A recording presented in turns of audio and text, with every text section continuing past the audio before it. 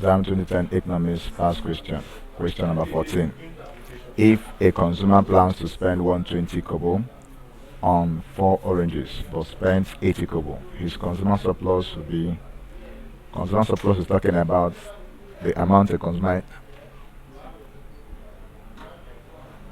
the difference between the amount a consumer budgeted to pay for a particular commodity based on his expected level of satisfaction and the actual amount he paid to have the commodity. So our consumer surplus will be 120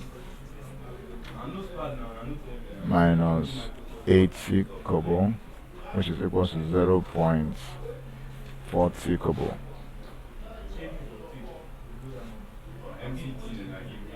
.40 kobo. So therefore our correct option is option C. Thank you, and please subscribe for more questions.